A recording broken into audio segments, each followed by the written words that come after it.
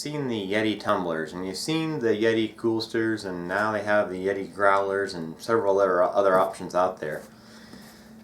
But you really don't want to pay the price for it. Well, if you're in that case, there's a lot of people out there who don't want to pay that amount of money for something that's so easily made. Well, about a month and a half ago, before I got ready to go out there and buy a bunch of Yeti stuff, I went to Walmart. And I happened to go through the sporting goods section, and I found that Ozark Trail, a Walmart brand, now makes their own version of the Yeti cooler or koozie and the Yeti tumbler. And so, at that time, I purchased my first Yeti koozie.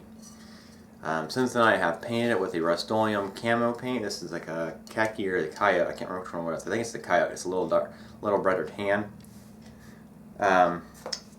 Very similar to this spray paint right here. This is the OD. It adheres to stainless steel very well, and in the end I baked it on, and then I did a matte clear finish on it. And so it got this, I mean, it was much flatter than this. It was, you can tell it's kind of flat there on the cap. It was much duller than this, but I went ahead and put a matte clear finish, and it's still got that gray, or that tan color, sorry, and it's very nicely finished. Put a nice finish ring there, so I still have the stainless steel ring up top, so this will not get caught up at all. So this is still just as good as it was before, but much better. This is mine. And so what I'm going to show you guys today is a different approach to that. There's another company out there called Hydro Flask, and they basically make the same thing for the tumblers as Yeti and Arctic. And I think Stanley even is making the stainless steel tumblers now, but they paint theirs, and in the end, theirs look just like this. I don't know if you can tell that. This is my Yeti, or my Ozark Trail Hydro Flask Yeti tumbler knockoff, and it's extremely easy to do with no special knowledge of what you're doing, really. It's just a little bit of time and patience and an oven. That's what you need. So anyways, what do we need to do to get your Ozark Trail tumbler like this to look like this or like this? It's extremely easy. So you follow these little steps I'm going to be showing you below. Okay, so we have the tumbler in front of us, and it has this paper wrapped label around it. You don't really want to just tear it off. You want to make sure you cut it off right. And there's this little sticker here. I'm going to go ahead and cut it there. This is the easiest way I've found to get this off without having the residue stay behind. Well, I say that and it still doesn't. Anyways, we're just going to cut this piece of paper here. You don't really want to cut into the metal because it will show through the stainless steel, and that won't be very good for the end. This is sticky here, and then that piece of paper comes there, and this is the point where you just want to peel off. Okay, so that leaves a little bit of residue most of the time. So this is wrapped around, and it's free forming, and then the sticker sticks to that. I'm going to sticker back. Comes off very nicely. So now we have some residue. You can either rub it off and then rub with alcohol. So we're going to remove the lid, completely rub it right there, or what I like to do to make sure all the sticky residue is off, just get some steel wool, because this is stainless steel. You can use steel wool on it very nicely and it won't scratch.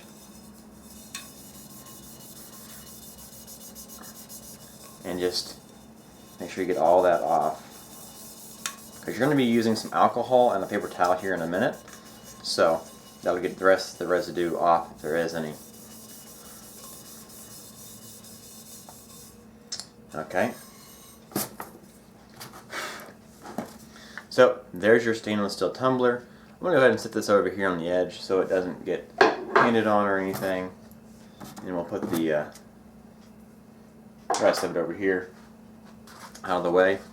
And so what I'm going to do here is just get my paper towel,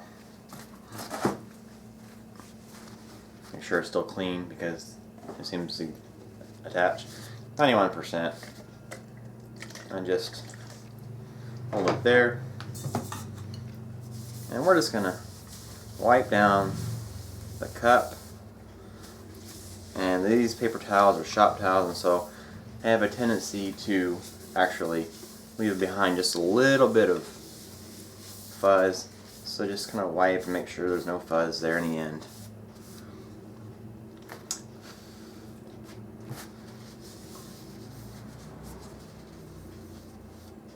Okay, so there's your stainless steel cup. Now what I'm going to use is some 0.94 inch frog tape. Now frog tape makes it so there is no line for the most part, and if there is a line after, we can clean up very nicely. What I'm going to do is I'm going to make sure there's probably the little less than a ½ inch piece of tape around the top lip. That's where your lips are going to go, and it just makes it look a little bit cooler. It's about a 3/8 actually. And I'll go all the way around. And I mean, it'd be nice if it was completely straight and it had no little curves in it. But beggars can't be choosers, and it's not going to be that big of a deal if there isn't a complete straight line there. Okay.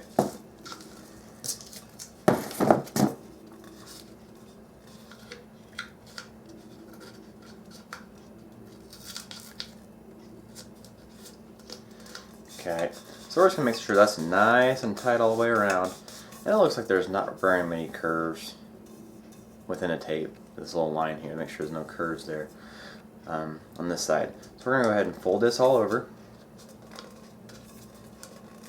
And this will make a sitting edge there. And we're going to make sure that nothing gets inside here, because that's where your ice and your drink's going to be at, so you don't want that to get all nasty. Anyways, we'll just kind of flatten it out right. Okay. Once again, we're just going to take and wipe off any fingerprints. Now I'm going to do a couple of them. I'm going to do a thin red line and a thin blue line. And so that's going to involve a couple other steps. And I'll do a video on those once I get those done. I'm actually going to sell those out. But this is something you can do very, very quickly. And you could do this also with Duracoat or any of those hard gun finishes, but this works just as well. So there is your beginning product right there. And I apologize for the light. So your stainless steel tumbler, and my table underneath is completely sturdy. So what we're going to do, instead of doing red or blue today, we're going to do red. And it's the 2-time cover, or 2 times the ultra cover, ideal for indoor, outdoor, wood, metal, plastic, and more. This is a Rust-Oleum. I really like this color. This is a dark red. I'm a big KU fan, so obviously the red and blue is going to be mine. And this is a gloss colonial red, but after you get the matte clear finish on there, it's not going to really matter because it's going to look just as nice. So, alright, I'm going to speed it up just a little bit, and we're going to let it dry, and then I'm going to put another coat on there, and then let it dry, and it'll all be in a quick little motion of a time lapse. So, here we go.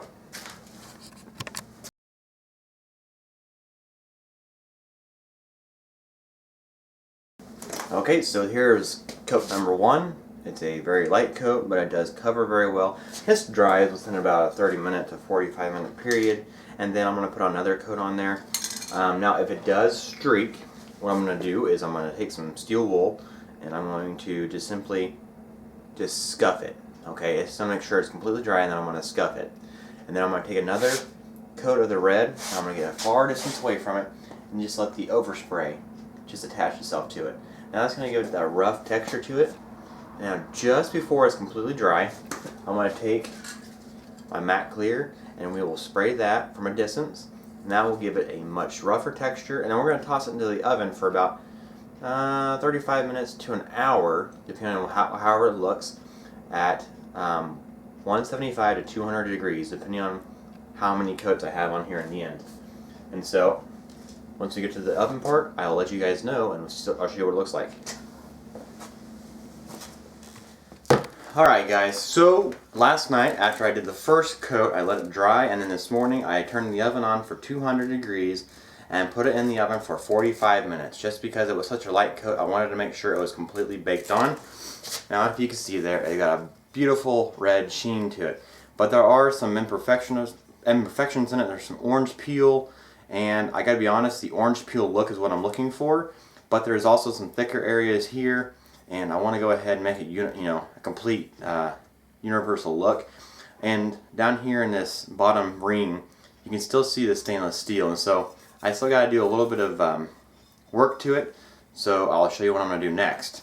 So what we're going to do before we do anything is we're going to take some more tape, and we're just going to get up the old piece, and we're going to put this on the inside.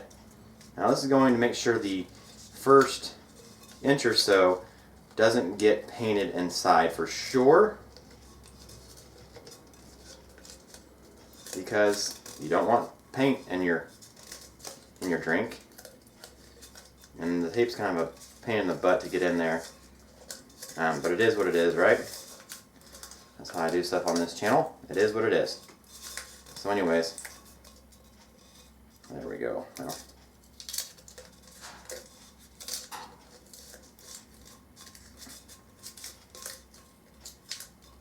okay, so it looks like crap, but it is in there to the first little bit.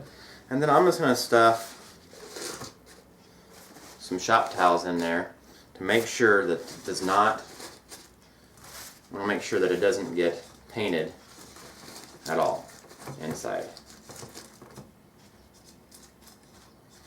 Okay, make sure all the open spots are open and free of spray paint airspace. Okay, so paint's not getting in there. That's just what I want. And so my next step is a little bit of steel wool to the outside of this to get the imperfections off and to get a little more of a scuff on there. And this will allow the next layer of paint to adhere a little bit better. Okay, so now you can kind of, maybe you can tell there's a little bit of a scuff from the stainless steel, or the, okay, so now you can kind of tell there's a little bit of a scuff from the steel wool, which is okay, because there were some imperfections to get taken care of. Do a little bit more work there. And so, my next step is lightly putting a mist on there. We're going to turn this around.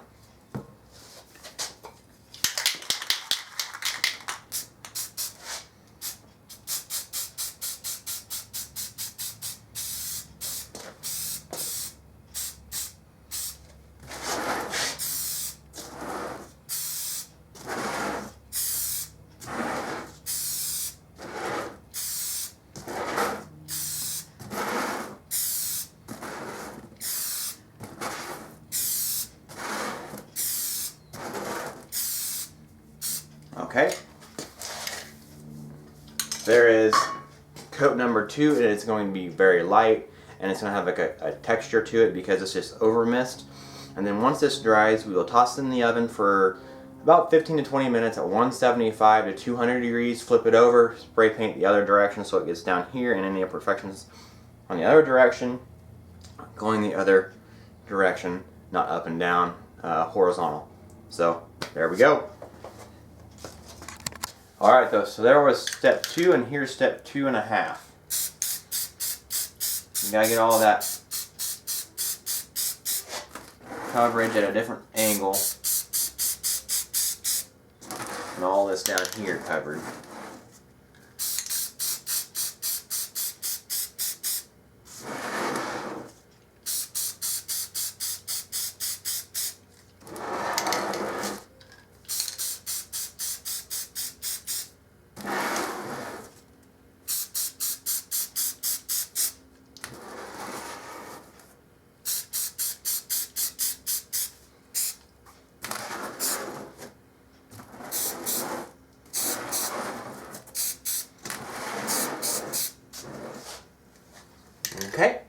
So it's got a nice texture. We'll let that dry, and then we're going to flip it over. Actually, you know what I'm going to go ahead and do now is let's go ahead and flip it over now, because the bottom is dry and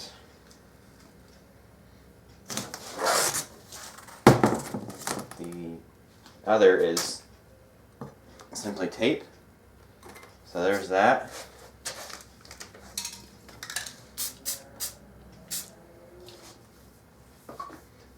Okay. And then the next step is going to be the matte clear finish. Okay, so now we're going to, this is all dried, the red has dried, and so we're going to go ahead and put the matte clear finish on. Now, like I said, it's just going to be a dusting, nothing too crazy like. It's going to give it a clear finish, but it is going to just kind of feather over it, just dust it. And it's going to give it a little bit of texture, but the official final covering will be very nicely done once it is baked in the oven at 175 to 200, depending on what your oven's like, and your altitude, obviously. That also affects the time from 30 to 45 minutes. And so once the clear coat dries, it'll kind of get the dust away, and it won't look so, kind of has a dirty look to it right now, which I guess I can get you off the tripod to show you that. I don't know if you can see, there's a little bit of a dusting to it, and that's the finish that I wanted. It gets a nice rough texture. Once it gets into the oven, it will completely dry and, smooth out, but the bottom will be smooth. You can kind of see that there. There's no rough texture there. Just like this one right here, it has a shine, that texture to it. And there is a definitive line there, for sure. But the bottom is smooth. So, there we go. Okay, so after 30 minutes in the oven at 200 and a little bit of cool down time, it is now finished. And it has a little bit of a rougher texture than the blue one does, and a little bit shinier. I don't know if you can tell the differences there, but it's very nice, and it'll definitely look very nice while using them. So we're going to go ahead and take this tape off and expose the underside, because, well, that's the whole point of this, right?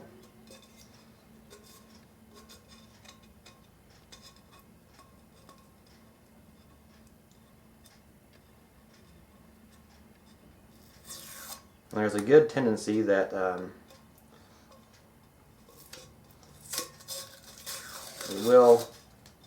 the tape will have got really sticky while it's been baked, and it'll stick on just a little bit.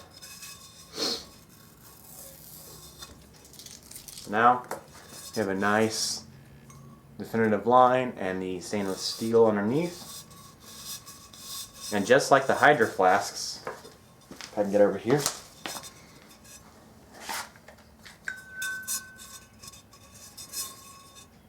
There's a little bit of a ridge, which isn't a big deal. A little bit of cleanup, it's not going to be too ugly. There's your now painted Ozark Trail tumbler. ×2. Well, there's durability test right there. ×2. A little bit of scuff there from dirt. Washes just fine. I would wait about 24 to 48 hours before you power or you use a dishwasher on it, but hand wash is perfectly fine. It's spray paint, so it's not going to do anything crazy. Okay. Thanks for watching.